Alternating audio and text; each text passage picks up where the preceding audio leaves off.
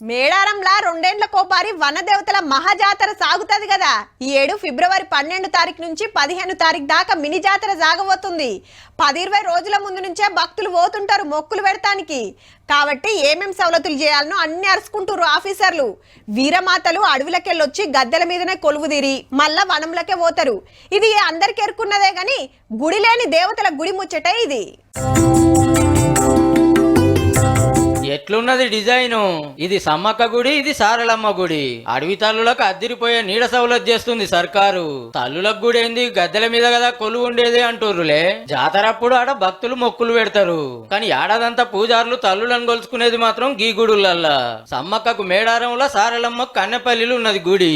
అయితే ఎప్పుడో కట్టినాయి కాబట్టి తిప్పలైతుందని పూజారులంతా సర్కారుకు చెప్తే సరే అని ఒక్కొక్క గుడికి 94 లక్షలు ఖర్చు పెట్టి కట్టబోతుర్రు.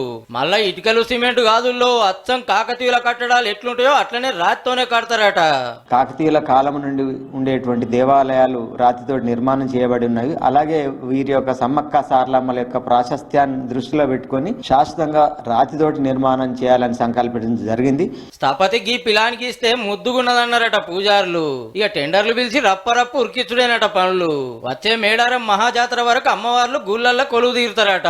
2026లో వచ్చేటువంటి మహాజాతరకు లోపు ఈ 2 ఆలయాలు అంతకంటే ముందే పూర్తిగా అమ్మవార్ల పూజకు ఏర్పాటు చేయడం జరుగుతుంది. మరి విగ్రహాలు పెడతారా సార్ అని అడిగితే ఆదివాసీ పూజారులు ఎట్లా చెప్తే గట్లనే ముంగడికి పోతాం అంటున్నాడు మేడారం ఈవో సారు. అటు ఆదివాసీ పద్ధతులకు తగ్గట్టు, ఇటు శాస్త్రానికి తగ్గట్టు పిలానికి గీసిండ్రు. మహాజాతర అప్పుడు పూజారులు రెస్ట్ తీసుకుంటానికి గెస్ట్ హౌస్ సుతా కడతారట. పనులు నడుస్తుంటే మళ్ళీ క్లియర్ గా చెప్పుకుందాం తీయురి.